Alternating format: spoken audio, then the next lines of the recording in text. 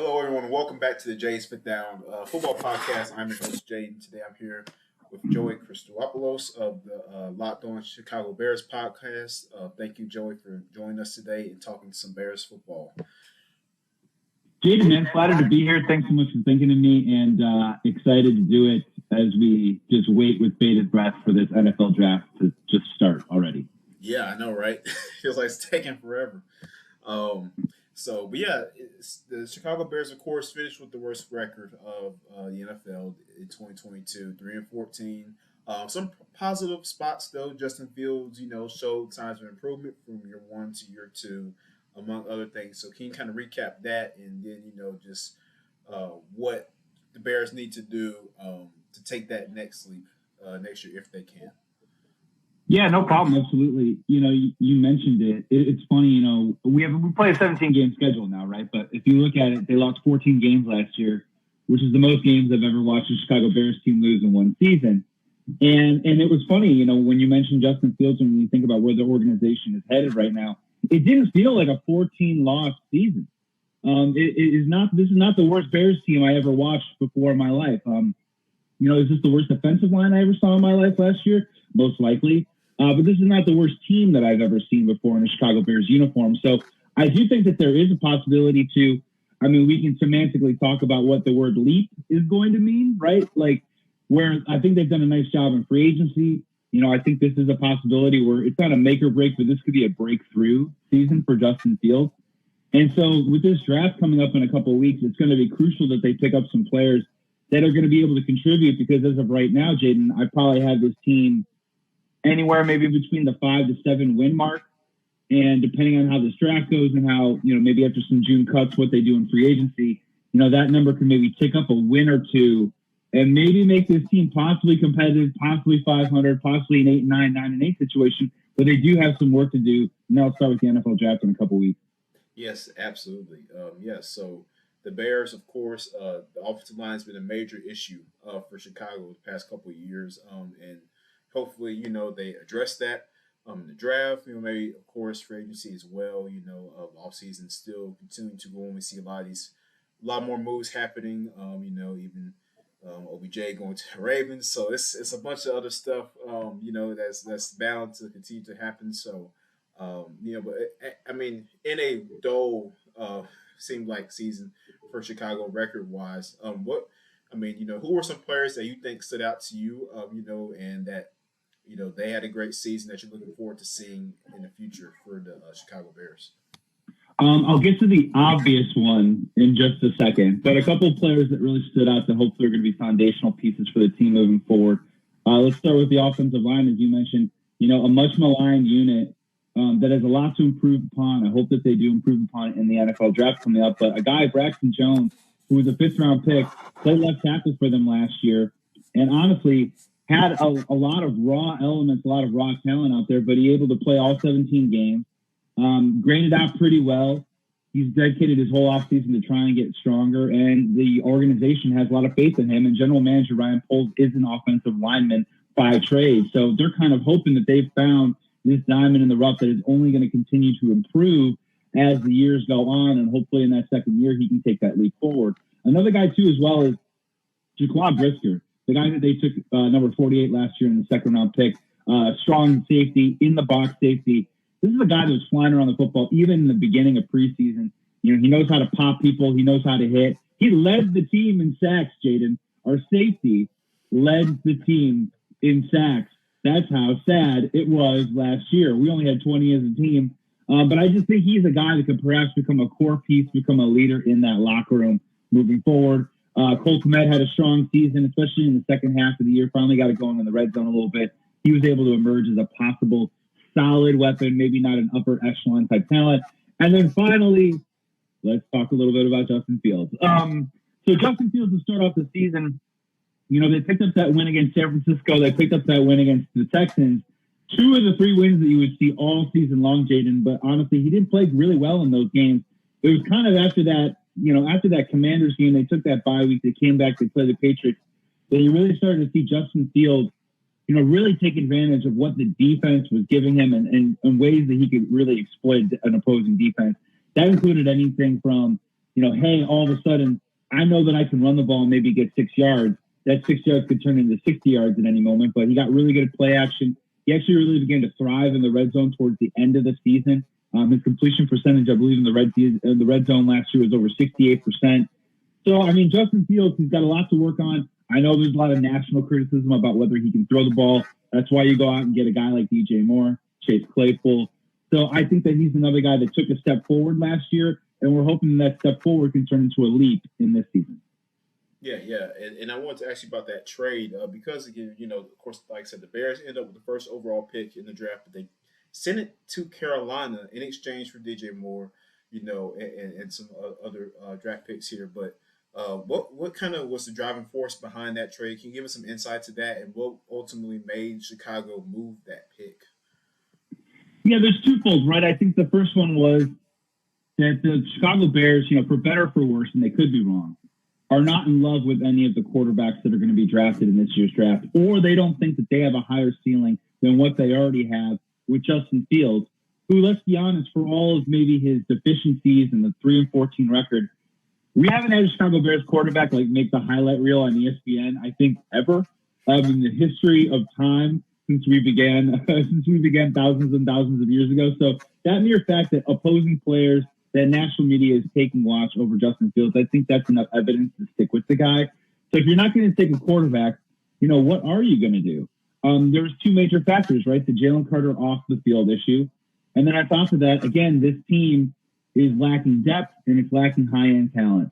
So if you're the Chicago Bears, you're in a prime position to finally try and take those picks or try to take that first-round pick, move that number one pick somewhere else, and try and get as much back as you can in terms of draft capital moving forward in the future. That 2024 Carolina first-round pick, I keep trying to tell Bears fans that, sure, that could possibly be a blue-chip prospect. That also could be a player, right? That could be a certain player right now in the NFL. If you look around the league and say, hey, I want to trade for, name a guy, Stephon Diggs. What's it going to cost? Future first-round pick. Hey, I want to find one of the best edge rushers in the game. Who do I go out and get? It's going to cost you a future first-round pick. The Chicago Bears now have that type of capital. Now, moving back to 9, it definitely takes them out of the play a little bit for some of the guys that they had on their board, a.k.a. a Will Anderson type, for example.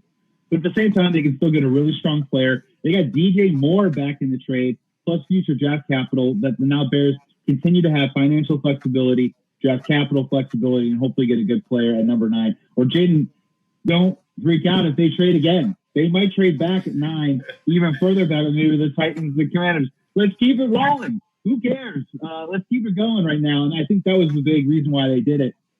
I want to throw it back at you. You're a Falcons fan, right? Am I getting this correct? You are getting this correct. Yes. So how do you feel? How do you make sense of the Panthers now having the number 1 pick? And how do you feel? Did you say to yourself, hey, why couldn't that be us? Or, hey, why can't maybe we get in the Lamar Jackson sweepstakes? Or are you a Desmond Ridder guy for life?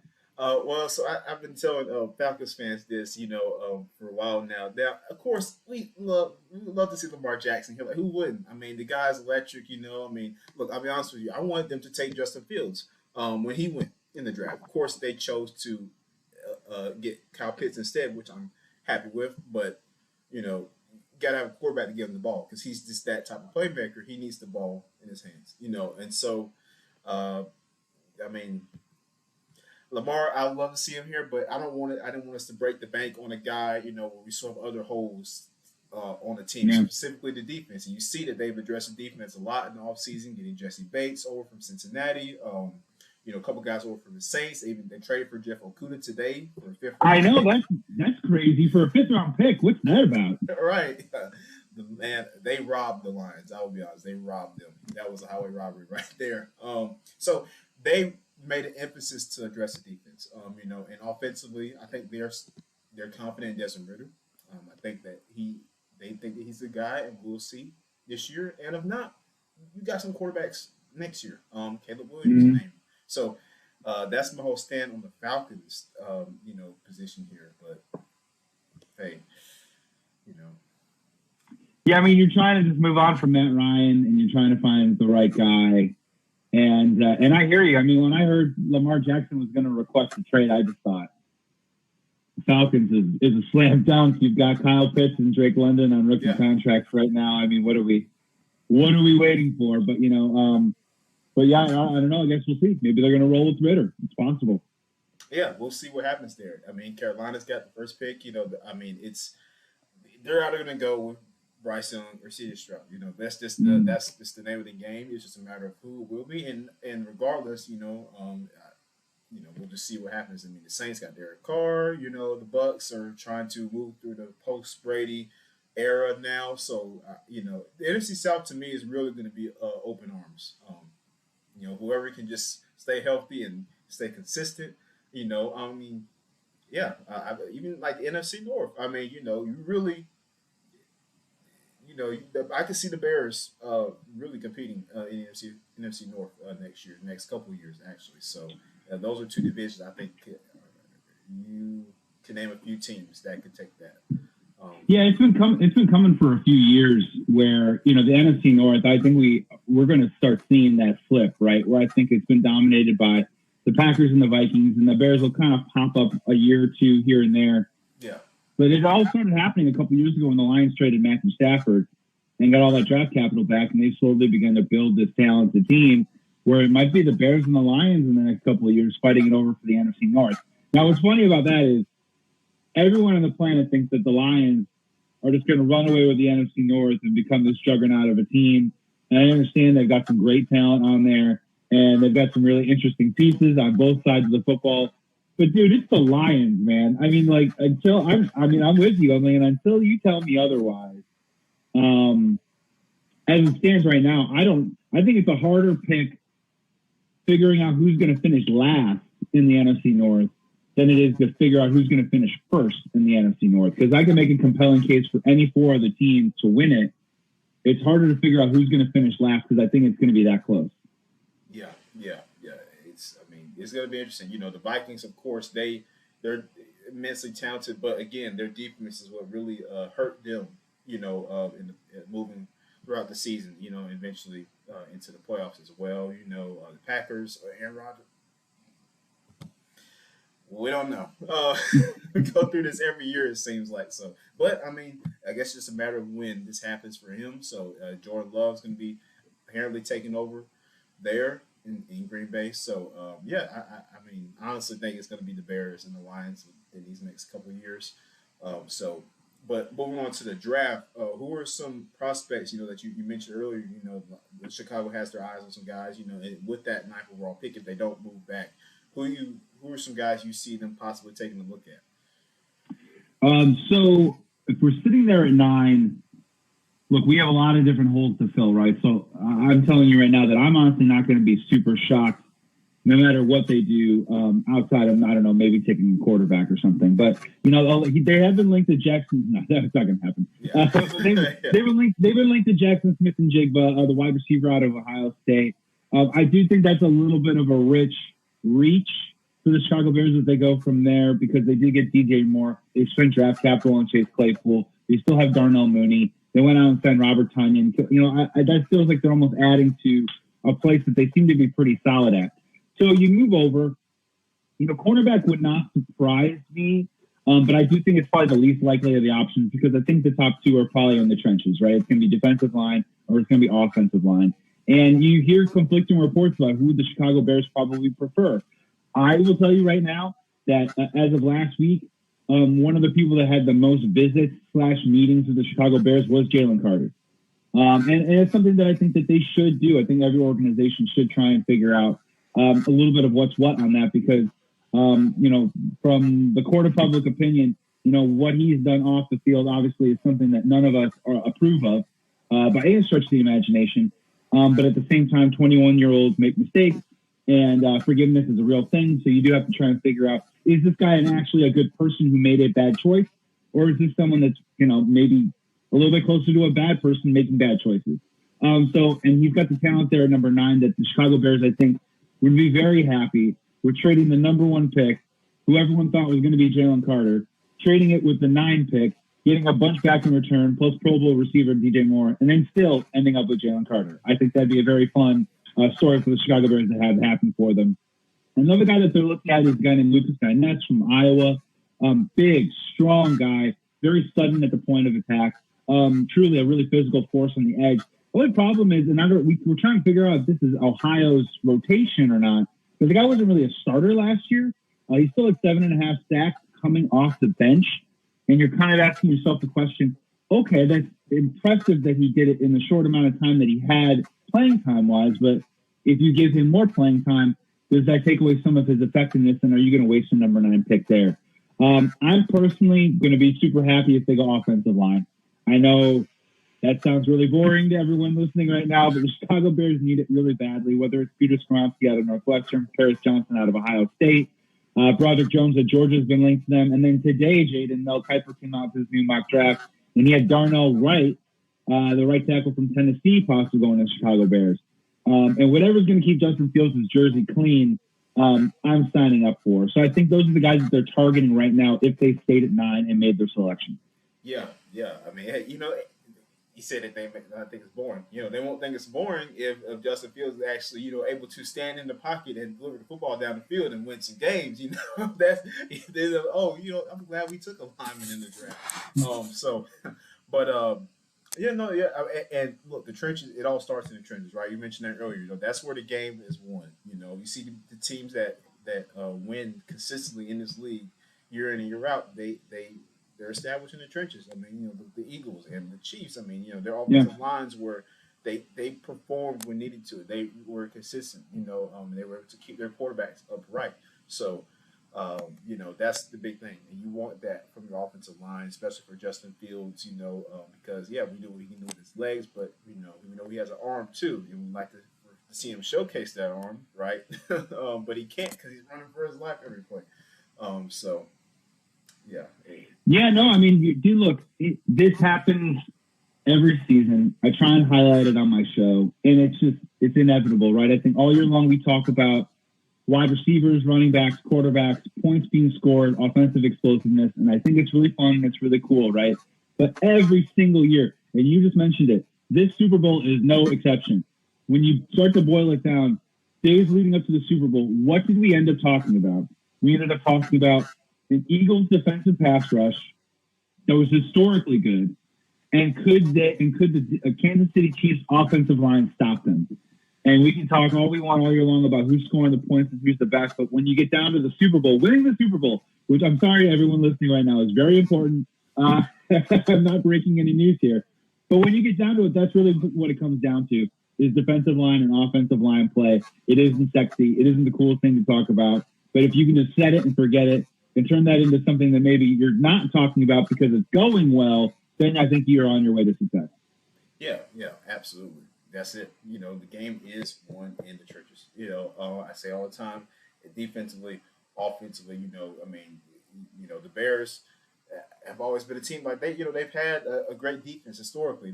Defense has always been a bright spot for them, and so now it's just addressing the offense, they moved Roquan Smith, they moved Robert Quinn, and so that's speaking of which, what went behind those moves? If you could give us some information there, moving Roquan Smith to the Ravens, and then them parting ways with Robert Quinn as well. Those were I just found it a little surprising when they did that. So could you give us some information on that? Man, the Roquan Smith saga is a long story, and it goes all the way back to, when they drafted him out of Georgia. They used a top 10 pick to draft him out of Georgia. I do know that we can cast judgments on it however we want to, but the day after he got drafted, his car got broken into, and the playbook that the Chicago Bears sent to him on an iPad was already missing. And that just sort of began a strange relationship with the Chicago Bears off the field, in my personal opinion, I don't know if the organization ever fully trusted him. And so when Ryan Pace and Matt Nagy moved on, Ryan Poles comes in, and I think that they were looking for and interested in trying to get a clean slate with a player that is so talented. Roquan Smith is an awesome player to watch. He is so fast. He is everywhere. He's around the football. He can cover in coverage.